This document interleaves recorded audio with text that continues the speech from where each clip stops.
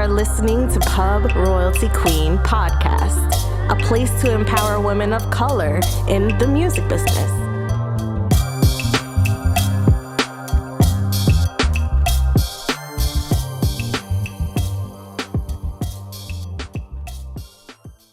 Welcome to Pub Royalty Queen Podcast. This is your host, Janisha Jones, back with another special guest. Today we have Britnee Foreman. Britnee is head of data strategy and digital operations at Exceleration Music, and she's recently won the Master of Metadata Award at this year's Music Business Association's Premier Busy Awards ceremony. I've had the pleasure of getting to know Britnee as we're both Black female data scientists and the less than glamorous side of the music industry. But she just exudes big boss energy, so I knew I had to have her on the show. So without further ado, Britnee, welcome to Pub Royalty Queen Podcast. How you feeling, sis? I'm great. Thank you so much for having me. I love the energy. Thanks for that bomb ass intro. I'm just like, yes. Data science. We need more of us, especially that one. Yes, I love that for us. That was the initial bond for us in general. I remember reaching out to you and being like, yes, there's another one of me out here in this world. And I was able to just feed off some information that you have, and we can bounce off ideas and how we can better make our businesses more streamlined. So I really appreciate your friendship, and just in general, you're just a great personality, a great spirit and energy. So I love it. So let's just dive right in. Why don't you tell us about your journey, the roles that led you to become the head of data strategy? So many roles. The joke is I've been in every part of the music industry at this point.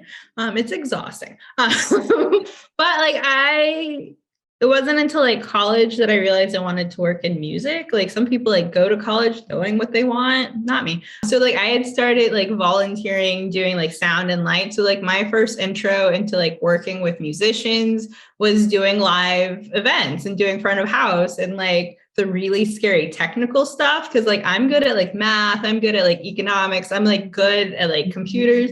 I can't carry a tune. I don't have the patience to play an instrument. So I'm oh, wow, this is a good fit because I get to hang out with creative people and I don't have to do the creative thing. How do I do more of this?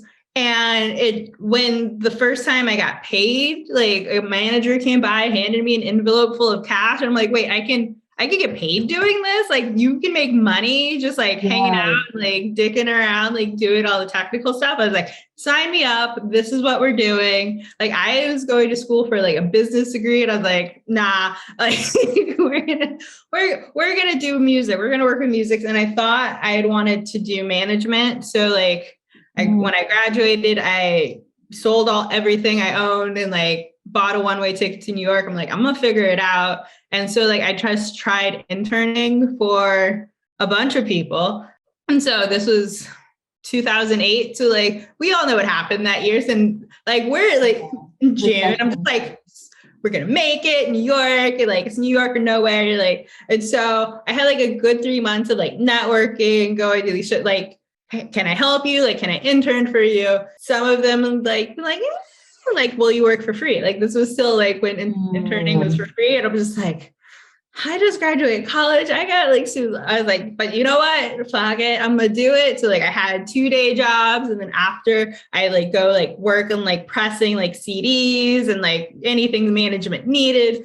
And then the bottom fell out of the economy. And it was a scramble, and it just meant more working for free while trying to figure out how to pay rent.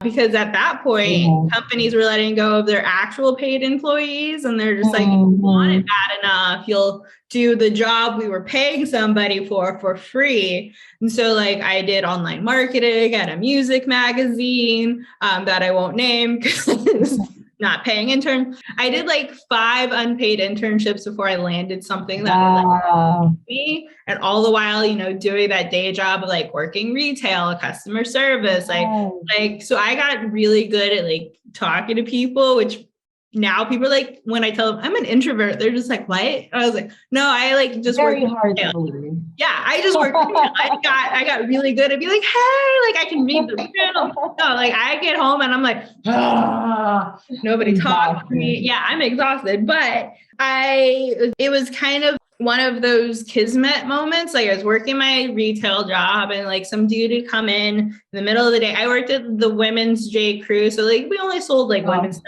This dude came in looking for a tie and I'm like, for adults, like, sir, you're in the wrong store. He's just like, well, I don't have time. Like, can I like take a call here? And I'm like, it's a Tuesday in a women's store, like nobody's here. Do what you want. I don't care. And he's like, do you have a pen and paper? I need to take notes. I'm just like, this dude is like real entitled, but I'm like, whatever. Like it gives me something to do. I didn't have any customers. So he like takes this call. And so like, somebody's like, ask him what he does. Ask him what, I'm just like, all right. So I did. And he's just like, oh, I work in games, but I used to work in music. And I was like, I would like to work in music. I've been trying to work in music. And he's just like, okay, cool. Here's my email. Send me your resume. I'm like, this dude just said he worked in games. He's just like, just send me your resume. At this point, I will take whatever the universe throws me. So I did. And then I get a call from a company that does like music merch. And they're just like, hey, we got your resume. We'd like you to come in. Turns out that guy's roommate was leaving the job and put my resume in as his replacement. Like he had never met me. And he's just like, cool, I can like leave with a good conscience that like somebody else is going to take the job. And that was like my first paid like real music gig. And I was just like, since then, I'm just like, whatever the universe throws at me, like I'm open to. Like some of it feels real weird. And it's like, okay, cool. I have to trust that like the work that I put in, the effort that I put in, like the energy that I put out, like will be returned to me. So like I worked in merch, and then I had been like, because I had worked in management or intern in management, I worked with a lot of baby bands. I had like done consulting on the side. I had taught myself how to code. So because you'll have like baby bands can't afford a graphic designer or like a web developer to make a splash page. But I was like, I can open the source code and like figure it out. I can make it. So I'm very good at problem solving and tinkering. So by the time I had interviewed with Next Big Sound, they're just like, you can code. I'm just kind of like I'm self-taught, but like I can figure stuff out. And so like they wanted somebody who A, had the soft skills of like talking with artists, and B, like understood the technical. And so they're just like, great, you can be like the liaison to like explain data to people. So it was essentially a customer service role, but it was just kind of like, you know how like the tech stuff, you're good with like the musicians. And so I started explaining like data and engagement and audience to indie bands, artist managers, like anybody who wasn't the majors. Like that was my purview, and I loved it. I thrived in it, and I was like, but how can I do more?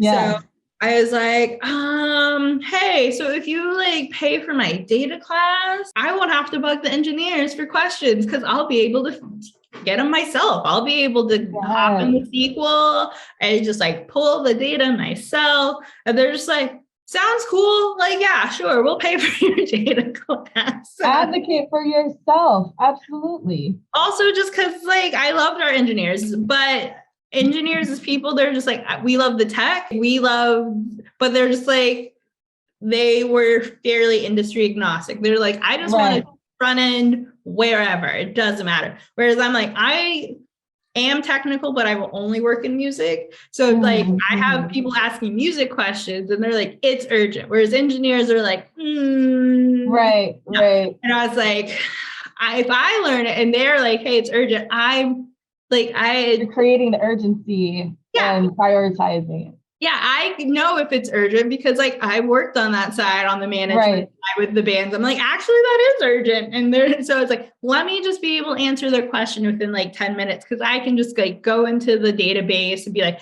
here's what the data is saying. Here's like what the trend looks like. Here's your answer. So that was really good. And then I was just like, I leveled up, pay me.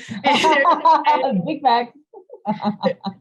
They just kind of like, yeah. And I was like, and I probably like, they're good people, but I probably stayed there longer than I needed to. Cause like, I feel like it's a thing where you're just like, okay, well, they said I'm not ready. And so maybe I'm not ready, but like, you know, in your gut, when you're ready, you're like, yeah, exactly. And companies will gaslight you into thinking that you're not there yet, especially women of color. Like, oh, no, you need to prove yourself. Continue putting in this work, doing more than you're supposed to, and then we'll figure out whether or not we want to add you to this next level. Or, and I get it. Like they're just like, we have a bottom line, like we have a budget. Right. We didn't budget for you to like do this. And I was like, to a degree, I get it, but at the same time, you could have been like, look, we didn't budget for this. Like, I'm all over like being open and honest, like upfront, like it doesn't hurt anybody's feelings if you're just like, here's the deal. You have learned these skills. You are able to do these things, but we do not have the budget to like give you a raise this year. So it is what it is. We'll see what we do next year.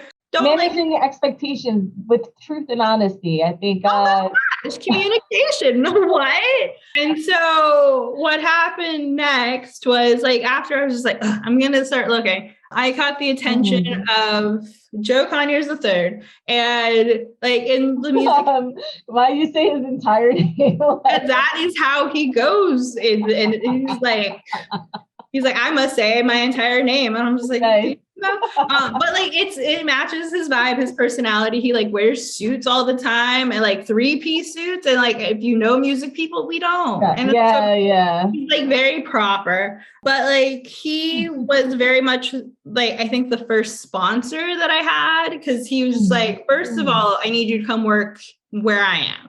Like, I need you to come here no matter what it takes. And like, I was trying to be like coy, and be like, He's like calling me all the time. He's like, let me take you to breakfast. Like, let me introduce you to our CEO. Let me introduce you to our marketing team. And I was like, yo. I wasn't used to like that kind of attention. Right. But I was just like, he's like going really hard in the paint. Like, I was at South by Southwest. And we were working, like I was doing demos, like my voice was hoarse. I had been there all week. And he's like, I need to get you on the phone. Like, we need to like lock this down. And I'm just like, I don't have a voice. He's like, don't worry, I'll talk. And I'm just like, sir. Aww.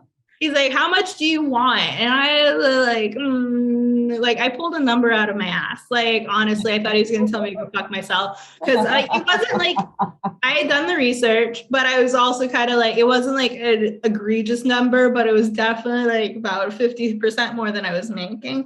Which he didn't know that. He didn't need it. They don't have to know. Yeah, I sent that email being like, this will get him to stop calling me. And he's just like, we'll make it work. And I was like, well, now I gotta go. And I get there, like I sign papers, no title. They're just like, you're going to do data here. And so he's just like, he sat me down. He's like, you don't have a title. So like, we need to fix that. He's like, how does head of data sound? And I'm just like, I love it. Yeah. all of those things.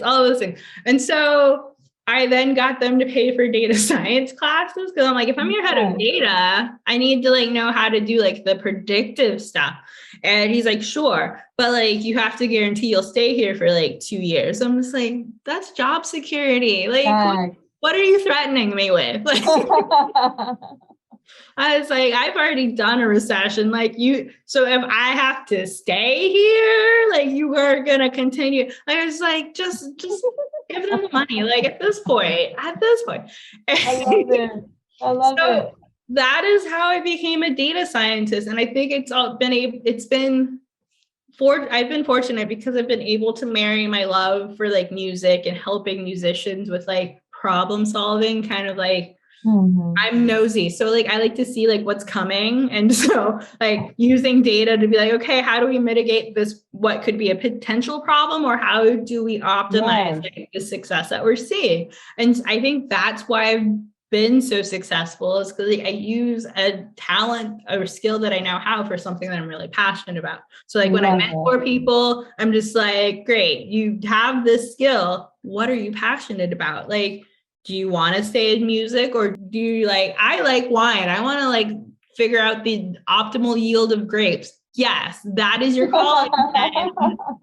Go help wineries. It's a different kind of mind to think of like things like that. And you have to have that idea or the prowess to ask why things are happening the way that they have happened and want to get into the mechanisms of that, which for a lot of people is just like way over their head or just like, I don't want to deal with that. I'm very surface level. Let me do that instead.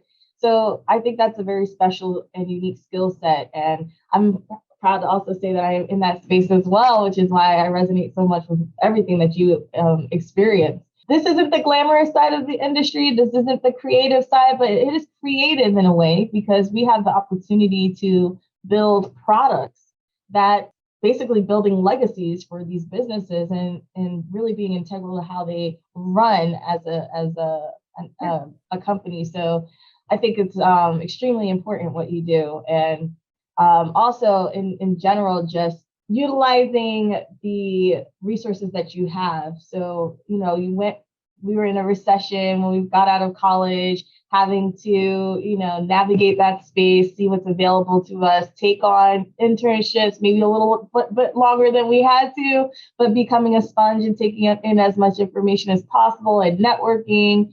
And then also advocating for yourself when you're entering those spaces, because there are very few women, first of all, not just in the music industry, but in the tech arena. So to be able to say, you know what, I see the writings on the wall here. I'm not being challenged. I need to seek out other opportunities. I think that's definitely a great skill to have as a woman of color in this business. So I love your journey. I love hearing about it. And we have so much in common. That's the part that's crazy too. Like the way that we came into our spaces now, into our roles, like being courted, that whole process and being able to create your own title, essentially, that's amazing.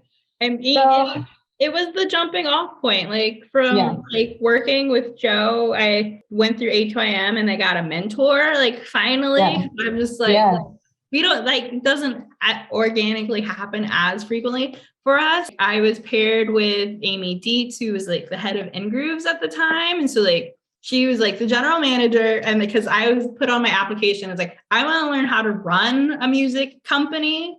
And they're just like, we got you. And so like, her. And so like a lot of our meetings, she's just like, I can't poach you because I know like Joe and like your president, whatever.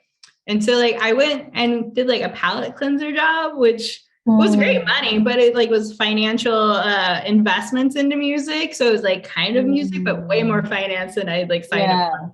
Oh my gosh, this isn't for me. And Girl, I feel like I'm like your parallel universe sister or something, because I literally had the same experience. Like, and so I like was calling my mentor Amy, be like, I hate doing this. Like I don't know how it was the I thing. do know. I know. It's like the company was cool, what they were trying to do, the team was cool, but I felt so out of my depths because they're talking about like multiples and like these financial models. And I'm like, how does this relate to like music outside of paying them? Like it's the company culture for me. Yeah. So I like told I was like, I don't think this is for me. I just felt so inadequate because they'd be like, okay, yeah, we just gotta like clean the music data and like turn it around within like a couple of days. I'm like, have y'all ever seen music data? Y'all think it can be cleaned up in a couple of days?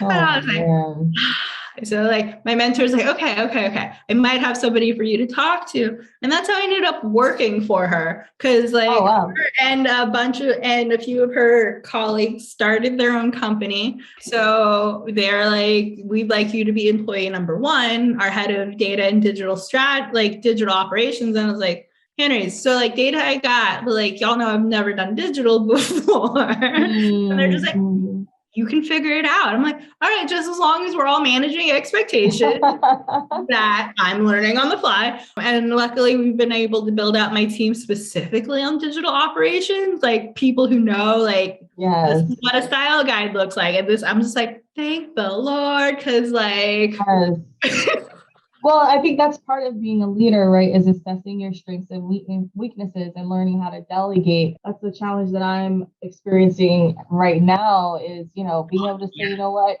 my time could be better utilized focusing on this project. Why don't I tap into someone who might be a little bit more interested in this lane, show them the ropes there, and then I can get my hands off of it. And I think a lot of the times too, when you are so like detail oriented, you tend to be in that space where it's like, I should just do it myself. Like, because you know that it's going to come out the way that it should if you're the one working it.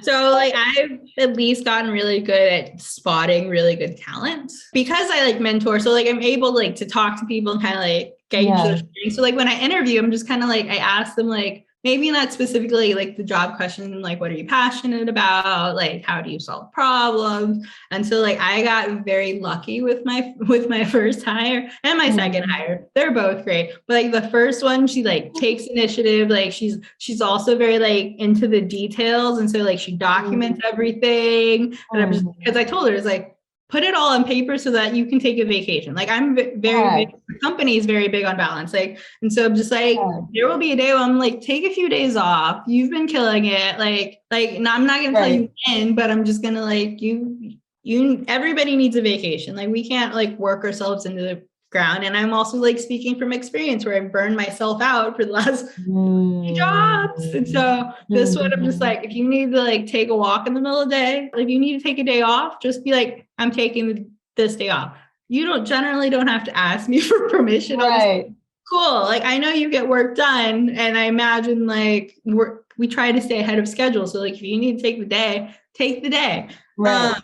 And that's the thing about data too, is that nobody's life is at risk. Like, and most problems can be fixed. I like that I saw that face. Not so much. I mean, everything can be fixed. Nobody's life's at stake. For like digital, so the face was because I'm also in charge of digital, you have labels, because I'm in charge of labels now. And some of them are like, this has to go out now. I was like, but you didn't tell us till 2 days ago. So like, this is kind of on you. This is the data portion. I think, the data portion is way more chill. Like it's very much in the cut. Like not a whole lot of people bother you because like sometimes they're like, I don't even know what any of this means. I'm like, I got you, but like, you can. But like with digital operations, you have like these albums coming out and like not on the right playlist. And so like sometimes feels like a manufactured emergency. So like my team, like reason why we try to work ahead of schedule is so like when people are just like, everything's on fire, we're like, it's not on fire. This is why we have like, relax. This is why we have you turn it in ahead, like way ahead of time. So that A, we can fix stuff. B, we can QA stuff. So like we can see it on, like, in the back end of the whatever platform, make sure all of the writers are there. All of the, like it's mapping to the right artist, to the right ISRC. And then we document all of it. So sometimes it's just like, I can't see it. And we're like, refresh your page. So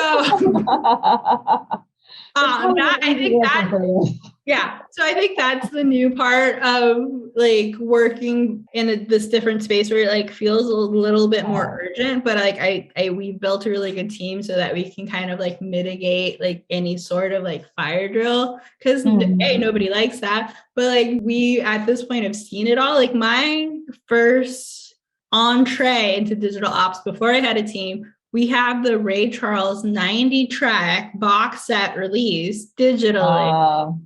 And it was me and the PM at the label, like just like cross-checking, entering data. And I'm just like, yo. It's not a glamorous job, but someone has to do it. And that's why they give the big bucks to do it. Yeah. Right? You know what I mean? Like, I don't mind doing that kind of work as long as like I get paid appropriately. Like I actually really like research, like where I can just like sit for hours and be on Google and be like, who's actually the writer of this song? Or like, what is the studio? Like I can find it. I'm creepy on the internet. That's what I tell people my job is. Like I'm creepy on the internet. I can find stuff. Oh my goodness. You heard it here first, ladies and gentlemen. Master investigator here. It has had its perks outside of work, but like I enjoy that. I like puzzles. I like problem solving, and so that was fine. It was just kind of like, but also we have this very hard release date, and I'm just like, Right. that's the part where it was like, but it's a good challenge because I mean, once you set yourself in the lane for so long, you do become an expert in that thing. And so to add that extra skill is just only going to magnify what you're able to bring to the table. So good for you to be able to enter into another space and still do what you enjoy doing. Yeah. Let's talk a little bit more about the mentorship side of things. Like you did already mention that you had some mentors and what they were able to contribute. One of them being like highlighting, we give you the space to really sit in a role and learn it and take ownership of that. And also talk about like who you mentored. Like what do you look for in people that are prospective mentees? My mentees, like I generally like interns that have interned for me. I'm just like, I'm gonna keep you forever. Like I don't know if you know this, but like for career development, like I was like, you don't even have to work for me. Like I'll see like their resumes, and like the ones that stick out to me is like people who have kind of gotten it out of the mud. So you can see like they worked or like during college, they like had to like work a job, and so I'm just like, okay, great, you're a hard worker. And then, like, I wish we were all rich, but we're not. And so like I like people who like can figure it out, and B, can problem solve. So like that's usually like what I interview people for. I'm just like, first of all, what's a project you're proud of? When you get stuck, how do you kind of like back your way out of it? And usually the answer is Stack Overflow or Google. Like if somebody's like, I'm just gonna go ask like my advisor, I'm just like, no, don't come to me first. Like, I want to know. But you're just like, I am going to sit with the problem a little bit and see like if I can figure it out, and like see if like I can Google like if anybody else has done it, Stack Overflow, because we work with data. Just kind of like I'm gonna throw my resources at it first before I'm just like, okay, great, I'm tapping out, I don't know how to do. That's usually who I look for mentees. Also I like people of color, like women. I'm just like people who are generally marginalized, because I'm just like, with the overlap of music and tech, like there's very much like, okay, there's a bro culture kind of in both. And so like if I can help train and teach like people who might not like have as many opportunities, those are the people that I'm most passionate about, like helping learn new skills, but then also kind of like, who do I know? Like I have one mentee right now, she's like, my dream is Spotify. And I'm just kind of like, okay, like I will see who I know, but I'm also like, let's have a plan B. Because like Spotify is becoming like more podcasts, which is great. They are a media company. They're not specifically music. And she's like, I want to work in music. It's like, okay, we might have to also have a plan B, because you want to work in music and they're probably going to be like programming for podcasts or like advertising. Experience than we were expecting. I have one that moved into music payments, like royalty payments through blockchain. And I'm just like, I got a call. They're like, we can't take you, but like, do you know anybody who like does data? And I'm just like, I got somebody for you. Like, I love having mentees like that are ready. I'm just like, I love putting people on. Oh my gosh. It makes me so happy when they're just like, do you know anybody? I got 4 people for you. Like, what do you need? Even better when they look like us too. Oh yeah. You know? Absolutely. So I want people who are hungry, people who are passionate. You know, everybody's like, oh, I saw so-and-so, and I saw myself and so-and-so. Like to a degree, like when I was young, I was like, I sold everything I had to move to New York and be like, I'll figure it out. Like they don't have to be like that hungry. Like I would not. Passionate, but like have to be passionate. I want a little bit of, because like when you're passionate, you don't necessarily work harder, you work smarter, because you're like, I need to figure this out. Right. And so those are the people who will also be here for the long term. Like music, there was a long game. we weren't making money for a long time. So like, are you going to be here and in it? Like, even when like, I mean, we probably won't have a downturn for a very long time. Thank the Lord. But like, if shit goes sideways, or like you still like down for music, or you're just like, oh, well, this was fun. It was glamorous. Cause like, first of all, music data is not glamorous. Like it's not.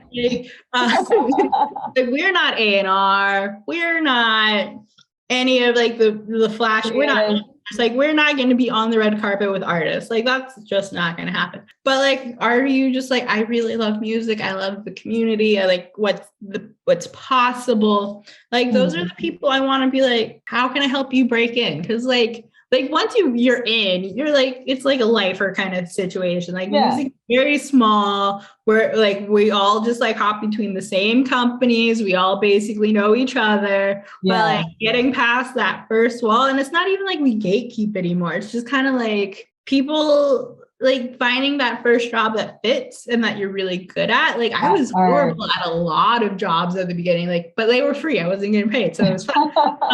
Like I am a shit assistant. That is something I learned about myself. I don't want to check nobody else's emails. I don't even check my own. So like, takes a little bit to like find where you fit in, but like once you're in and you're passionate about it, like you're music for life. Like I know people are like, maybe I should leave. I was like, yeah, good luck with that. I don't foresee you leaving. But like, no, I mean, the industry is very competitive. There aren't but so many roles here in the business, and most of those creative ones are the most coveted. So what I love to talk about is how we have a competitive advantage doing what we're doing because there aren't so many people in our lane. So we get to be the ones that, are making the moves without any real, is that person coming for my job? Do I have to worry about? And I love working with the data too, because you understand where the trends are because you're dealing with the numbers all day long, and having to deal with new technologies and being on top of,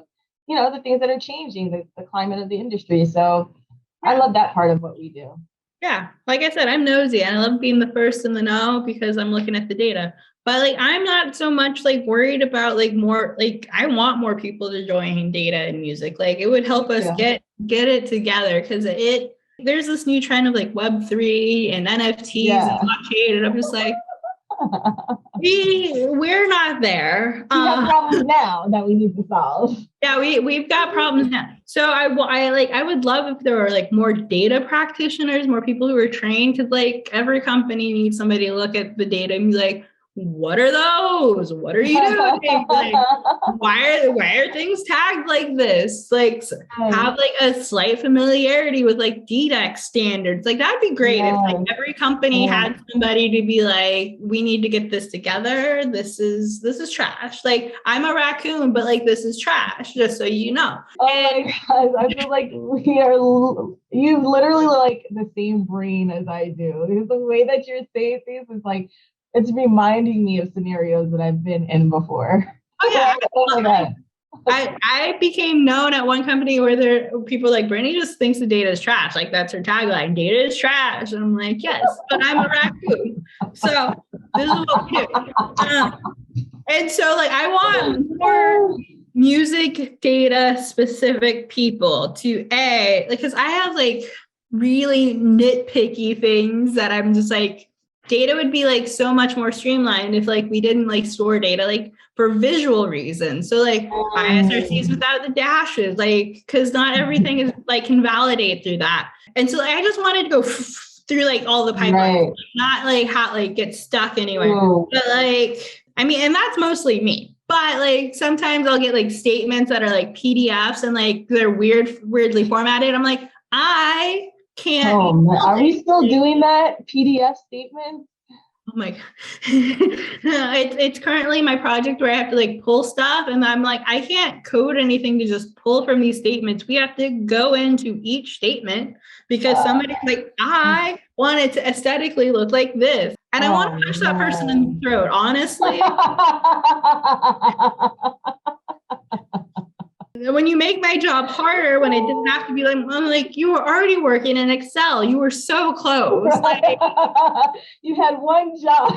you had one job and you're like, I'm going to put boxes around it. I'm going to change the font and like where it sits in each statement. I'm going to have multi-tab. For you, but when you're doing business to business or you're dealing with systems, the thing is to be as uniformed as possible, right? So when you're creating all these like special things that don't connect or communicate with other things, and you're having to, it's just a waste of time and money because time is money. Yeah, so, absolutely. I mean, and it's not even just like these smaller companies, because I work specifically with indies now, but I've seen statements from larger companies where they're like, we're just going to have 5 blank lines at the top. And I'm like, why? That's where your columns go, and the name and the metadata that tells me what the data is. Like, why do you have 5 blank lines and then a summary and then the data like 40 lines down? It makes me want to light buildings on fire. And I know that I'm a pacifist. I just get in my feelings about stuff, and I'm just like, people are the worst. Like musically for me, because honestly, I wish I had the humor that you did when I'm going through these processes. Because I am an Aries, I will burn something down. I'm a Capricorn. I can't go to jail. Like I can't run a jail gang. Like I can't. I'm way too much of an earth sign, but I'm just going to talk real spicy, which is, I think we've had the conversation. I can't have a podcast because I talk too spicy.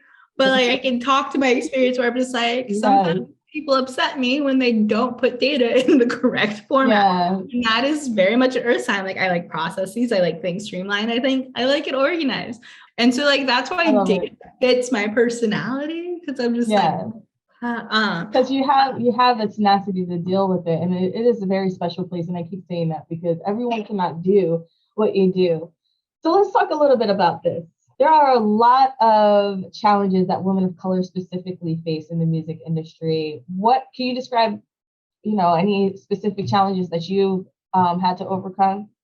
You can't be too much of anything. And that is kind of like I like bright colors. Like when I was living in New York, I acquiesce, like everybody wears like black, and like you can't be too loud, you can't be like too passionate, you can't be advocate for yourself too much because then you're aggressive, or you're the strong Black woman, and like things that like I really hate that one. Like I'm sensitive as fuck, first of all. Like I'm strong, but I'm sensitive. So like I had one job like within a couple of months I like cried twice at work, and I'm like, nah, this is bad.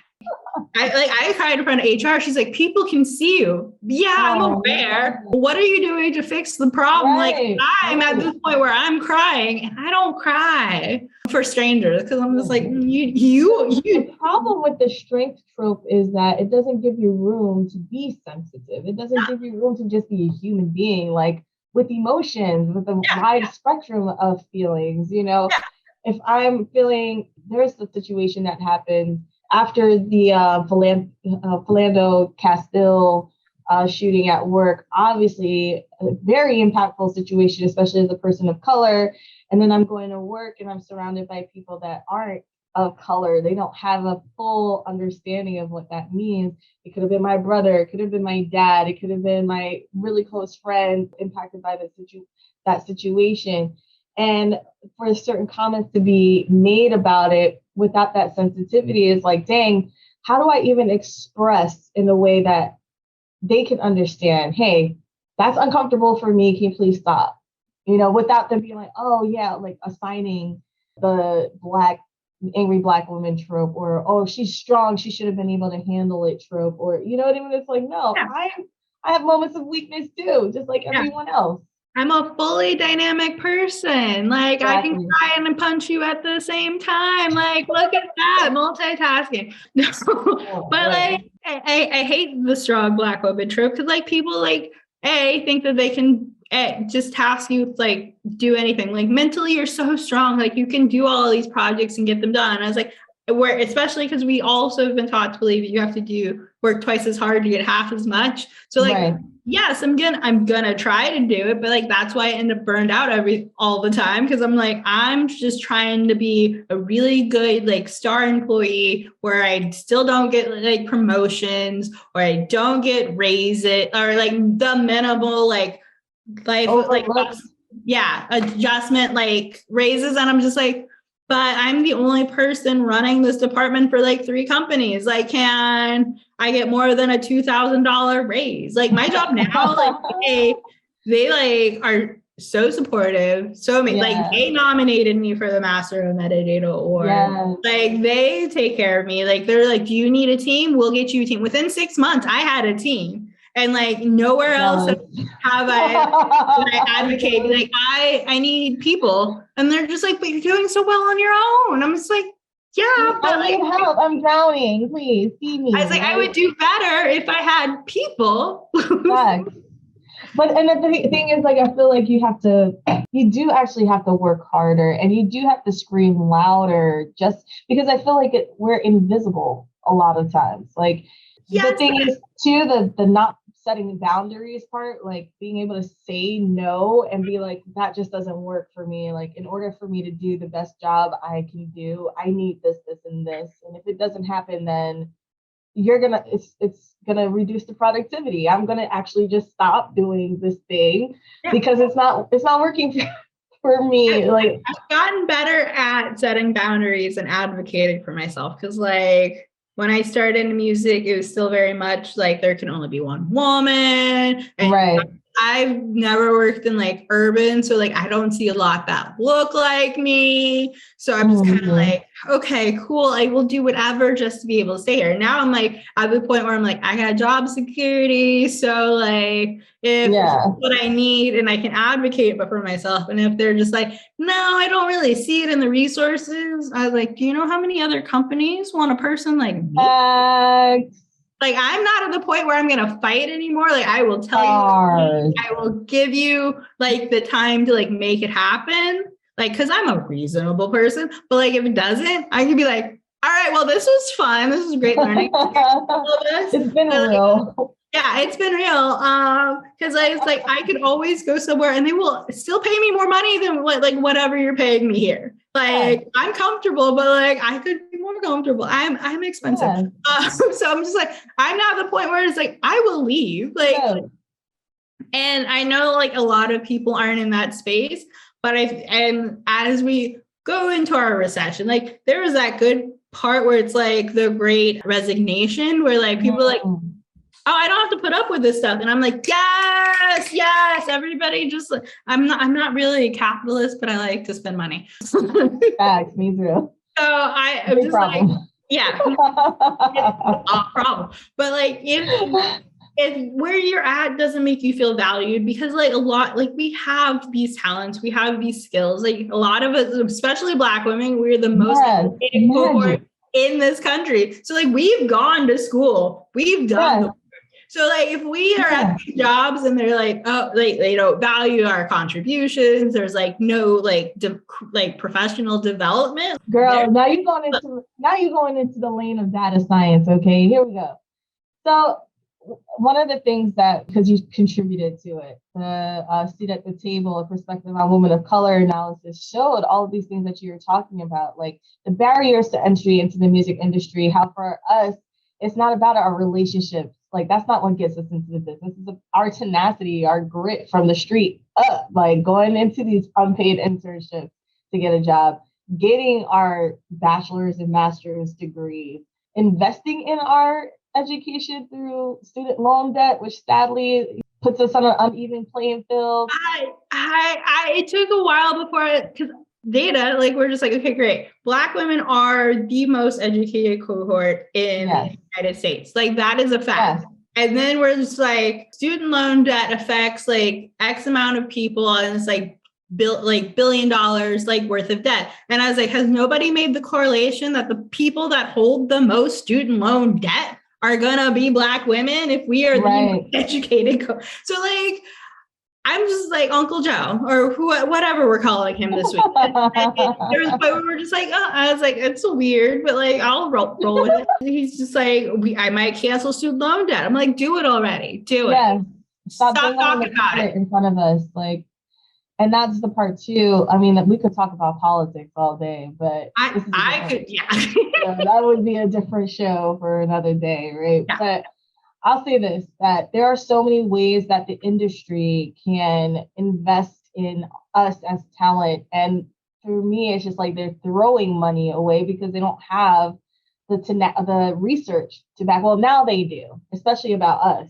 Now they do. Yeah. So hopefully they will tap into this new information and actually create meaningful changes for us. Like, interesting, even from the family dynamics point of view, the majority of women of color in the music industry are the breadwinners. So if you're not hiring us because you think that we're going to have kids, when the majority of us are not investing in having children, I'm not worried about that. You would think that they would put more money into having us in the workforce, not to discriminate against people having kids, but yeah. But even if they have kids, like first of all, both genders should be given parental leave, like same amount. Right.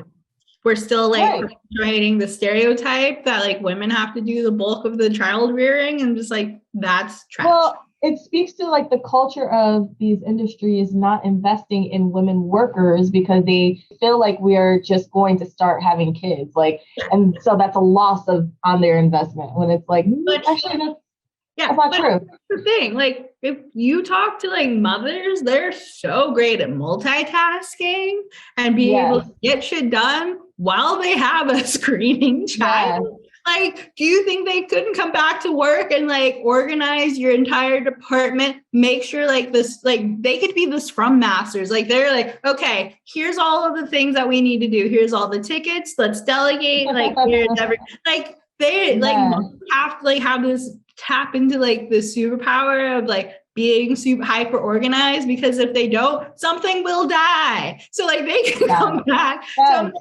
whilst I don't plan on having children, I still think it's weird that we're just like, you can't hire women who are like of like child rearing age because they might not come back. It's like, in what world? Especially in what world? Like, you don't want to be stuck at home with your kids. Guess what? The women don't want to either. A lot of them will be like, I cannot wait to go back to work. Like, give me like a good 6 months. I'll bond with it. Yay, whatever. But like, I'll be like, they'll be like, I need to talk to an adult. Like, I need to put on real clothes that don't have cereal. Like, I have a bunch of cousins who are just now having babies, and they're just like, I need to talk to an adult for part of the day. And I'm just like, women want to come back to work. You just need to make it easier to like while they're off. Great. And that's why I'm so grateful that we now do have this data. And the important thing is that I'm making sure of is that it stays within our community, that we're the ones driving that narrative so that that information isn't skewed in a different direction. It's important to have the data for truth reasons, but it's also important for us to have the ownership of that. And so, I love that part about data is just, it's black and white. It reveals truths about us, whether we like it or not. So, I will. It does. There is also stuff to be said about like, okay, what were the questions asked? Like, because I'm a data person, so I'm like, has any bias been introduced? Like, not in the survey, but like data is black and white in that it will give you very distinct dynamic answers. But like, as we're seeing with like algorithms, as like the people who are coding stuff. So I love everything that you just said. What would you say was your mama I made it moment where you realized you're headed in the right direction? And what characteristics do you attribute to having reached that point?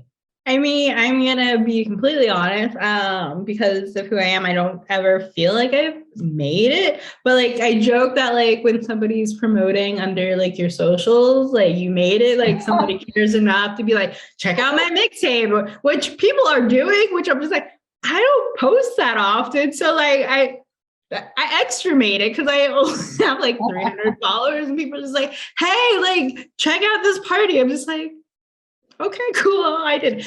At least going in the right direction, I think I have not had to fully actively look for a job for like the last 3 places. Like I'll just put it like open to work, and then people start hitting me up. And I feel like that's the moment where you don't have to like go knock on doors. People know enough about who you are to be like, oh my gosh, she's free. Like I was like, to be very honest, like when you first messaged me, you're like, oh, I talked to somebody, they mentioned you. And I'm just like, I don't think I know anybody at where you work, but like, And so like, that was kind of like, my name is being spoken in rooms that I've like never been in or like really know the people. And so like, that was kind of like a moment in which I was just kind of like flattered, but also kind of like, what do I do? Right. Like that also kind of like, you were a person who reached out. I'm like, people are talking about me in places where, okay, like I'm going to roll. And that kind of like feels like I've made it. I'm just like, yes, but I'm also kind of like, I'm an introvert. So I'm like, what do I do with this attention? And so like, I think that is one of the questions in our pre-thing is like, what do you promote? I was like, it's me season. I'm trying to like learn how to be better like, about being out in the front. Cause like, again, I work in the not glamorous part and like kind of like behind the scenes, but I'm just like, I got an award and I'm just like, I need to be better about advertising me. And so, yeah. Yes. You know, it's great though that you have the skills and you've paid your dues because now you have something to back up, you know, what you're saying when you're promoting yourself. So that's just. Yeah, that is a new skill we are working on of just being like, it's me season. But yeah, this I feel like I've made it enough to where it doesn't feel like too early to be like, okay, here's all my wins. Here's what I can contribute. This is what I've done.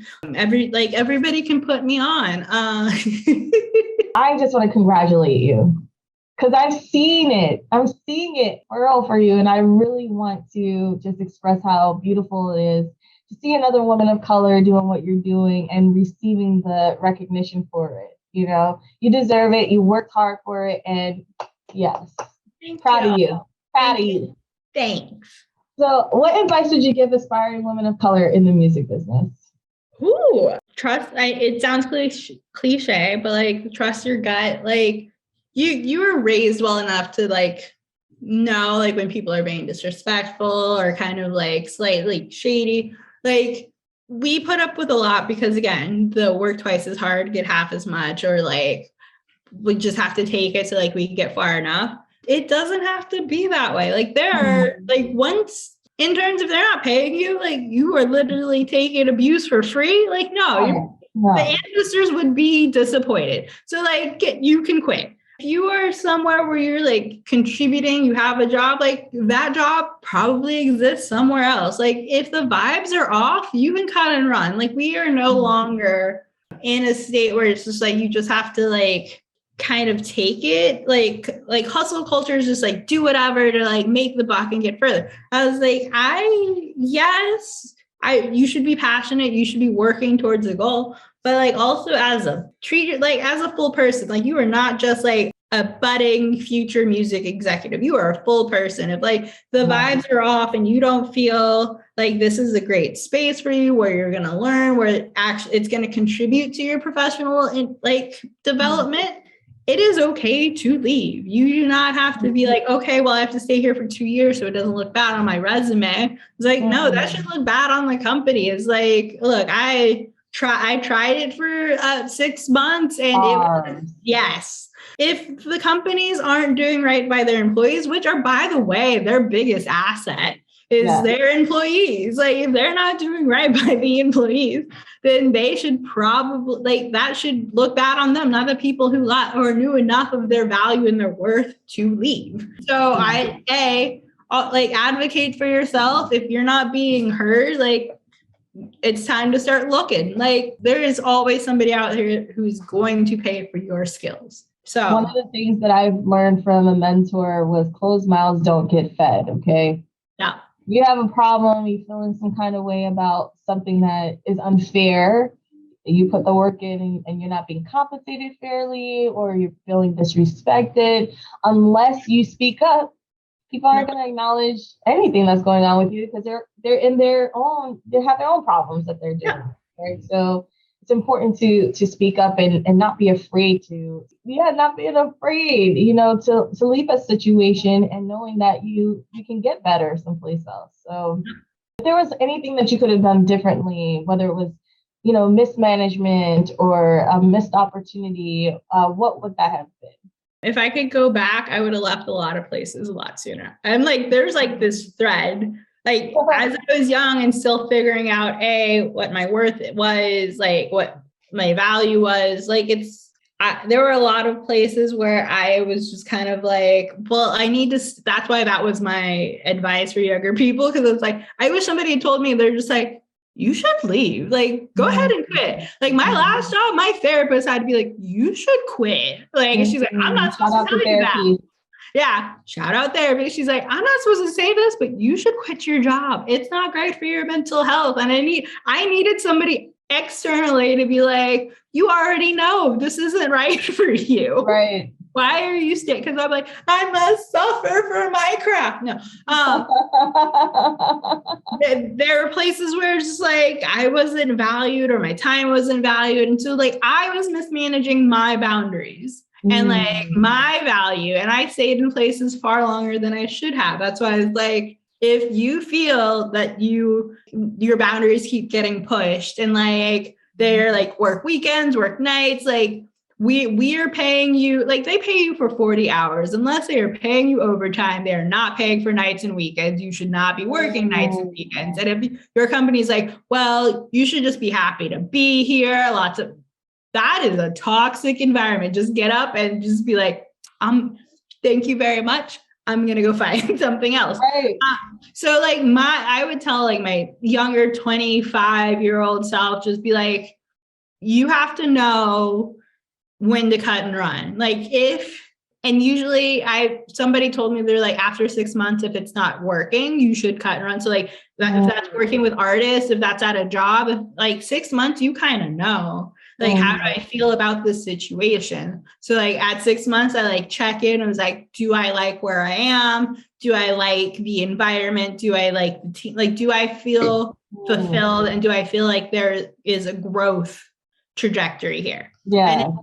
And if the answer is no, I start looking to change that situation. It's our responsibility, you know, no one else is going to do it. And that's for any relationship, a work relationship, family relationship, a romantic relationship, your own personal. Like a little bit harder, but like every relationship, like check in, you're like, how does this best serve me? And not necessarily in a narcissistic qualities. Like, what am I getting out of this? Right. And then what am I giving to it? And if it's completely unbalanced, like you can make the attempt to balance it, or you can be like, I'm okay walking away from this.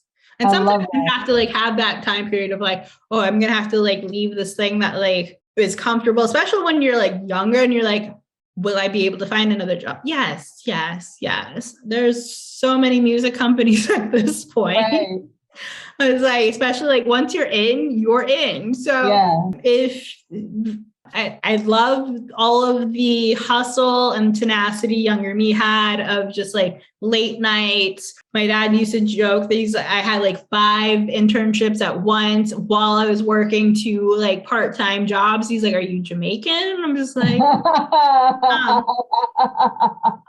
like that's stuff I would not do now. Like I'm at like, I consult sometimes. And even then I'm just like, that sounds like a lot of work for me. And so like, I'm very thankful that she had the energy and the drive, the younger me, to like keep working until like it's stuck. But like, I also kind of like, in terms of like healing, just want to be like, it's okay if like you take a different route to get there. Like you will get there. Like you have the drive, but you do not have to like work for $20 a week and have somebody verbally abuse you. Like that is not okay. And I would not wish that for anybody. And now I'm basically the person who's just like, no, if it doesn't bring you peace, fuck it. Like I've had bosses who are like, can you be a little, no, I'm going to be full out. Just like I tell my team, like, it's just me. Yeah, I'm going to show up as me. So like, I tell my team, it's just a job. If you need a day off, my boss is okay with it. Like I get really jazzed when I got to give like my team their raises. And my boss is like, I'm jazzed that you're jazzed about this. I'm just like, yeah, like, A, I picked a good team. B, like they work really hard. And so like, I want them to be compensated as much. Also, I kind of went to bat. I'm like, I want nobody on my team to be making less than this. Like all, like they can code. They're like in people's inboxes being obnoxious to get shit done. Like I was like, I hire good people. I want them compensated because again, employees are your assets. So it sounds like you're a good leader too. Yeah. You know, because you can have great employees, but you go to bat for them, like you said. You put your neck on the line, and the buck really does start and stop with you, to be honest. Yeah, you set the tone. I strive to be the manager I wish I had. Like like somebody who's just gonna like, if there's bullshit coming down the pike, like being a leader means getting out in front. And so like that, like if you want people to follow you, it means you have to be in front of like anything that's coming their way. So like if people are just gonna like kind of like do one of these when like, that's not a leader. So not at all. I strive to like be the person, like when I was younger, like who would I have felt like most empowered by, most protected by, and who would have like, what would have felt like if somebody cared about my career development. Like I ask my team all the time, like, what are you passionate about? What do you want to learn? What do you want to work on? Because we have projects, but we could also set you up to like move in like a lane that you are most passionate about, because that's where you're going to do your best work. Like one of our new employees, he's like, I really like sync. I'm like, we don't do a whole lot of it, but you can be the point person for like our sync team. And like I was like, if that's what you're passionate about, let's set you up for success. And so I feel like I've done one of these, which I do. So I would tell my younger self, like value, like boundaries, all of those things. And kind of just what I tell my team now, just like, it's a job. Like, yes, we are so fortunate. We get to work in an industry we love, but it's a job. Yes. Love it. Thank you. Thank you for sharing those gems. So how can women of color in this industry advocate for ourselves and each other in this competitive field? Like advocating for yourself is like, I mean, there is a level of self-awareness of just being like, this is the shit that I'm awesome at. And I used to keep a running list of everything, like all of my accomplishments, everything like I knocked out of the park. So when I had my year review, I could just be like, boom, boom, boom, boom, boom, boom, boom. And here's why you should pay me more. So like advocating for yourself is like keeping a win list, like that you can like, because your bosses have like all of these people that are supposed to be in charge of. So they're going to forget some of the things. So like, be like, let me remind you year in review of like how I made this company more money, more efficient, like, our PR is like out of the park because people love us, because they're dealing with me. Like I'm doing you a favor by staying here. So you should do me a favor by staying here. So like that is how you advocate for yourself. And also like take professional development like on your own. Like I listen to like audiobooks. I try to like keep up on stuff. I'm still working my way through like the Donald Passman book, but like that's thick. That's a text. It's the Bible for a reason. It's the Bible for a reason. But like trying to like learn parts of like how other things interact with like what you do. So like, again, I've like been all over. So like, I know how things interact, but like, I want to go deeper of like, okay, this is because eventually I want to like run a music company. So like, I need to know how everything works. So like taking on professional development on your own. And then also like sometimes your company will pay for your professional development. And you can be like, here's how this will help you. Like, that's really what I want to hear. Like if you make the case of like, if I learn X, Y, and Z and you pay for this class, here's how that helps this company. And they'll just like, let me write a check. And then you might have to stay for like 18 months, but again, job security. How we advocate for each other. Like I do not subscribe that this is a super competitive field. Like it is to a degree, but I believe in like shine theory. So like if somebody's doing like baller shit and you're just like, let me put them on. Yeah, we both work in data. There's so much data to be worked on that I'm not threatened being like, look, you know who else could like be really great at like solving some of these data problems, Janisha, or like my mentees, or like any of these people that I've come to like become in community with, like we're women of color, we work in music data, because that is generally who I talk to.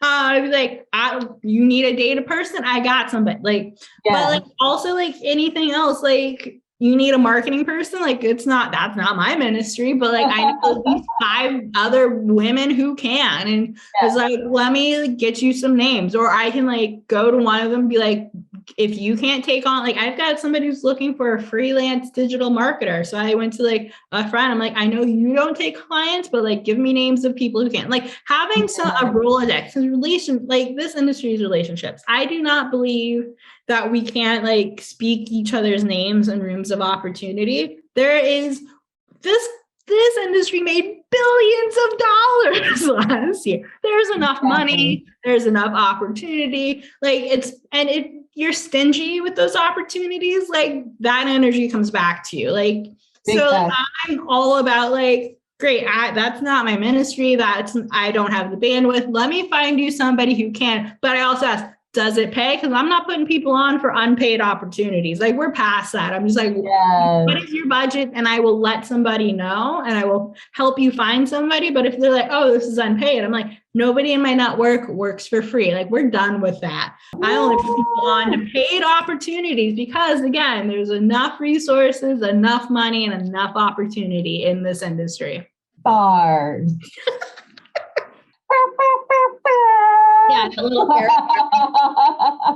another one. I really loved this conversation, and we could literally go on for hours, which is why you my sis and why we got to catch up anyway. But I really do appreciate you being on the show, Britnee. You have so much to offer, so much insight. So what are you working on right now that you're excited about, and how can people find you if they want to connect? Outside of my job, I also kind of consult on the side.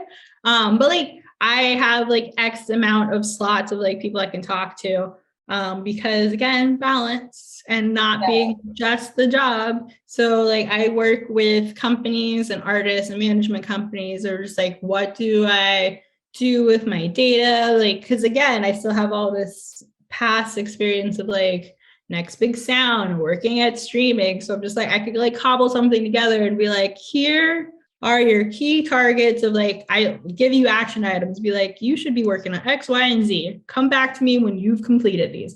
Or like with companies just being like, how do we do X, Y, like work in, especially investment funds, or like, how do we get into music? I'm like, what is your appetite for ambiguity? Because if you don't have any, leave us alone. And then I love that. But like how people can find me is like LinkedIn is great, especially if like you want to like do work stuff. If you are into like home renovations, like which is what I'm doing now, you can follow me on Instagram. It's usually just me in my yard and just being like, I planted trees. You could follow. I'm not super social outside of just being like, here's some random stuff. So it won't be like me at premieres because like usually my phone's in my pocket at those things, but like it'll be like, here's my dog. So like if that's your vibe, you can follow me on social. LIL_Miss Awesome on Twitter and Instagram. I'm an old, at least in my heart, so I don't have a TikTok because I don't have the patience to make videos. Me either. Or they're just like, are you on Clubhouse? I'm just like, no, I'm okay being in my mid to late 30s and not being on the new social. Like, I'm going to leave that for the kids, for the children, mostly because I don't want to have to log into another thing. I can't. I don't have the energy. Understood. Well, again, Britnee, I just really appreciate you. And thank you so much for being on the show. Till next time.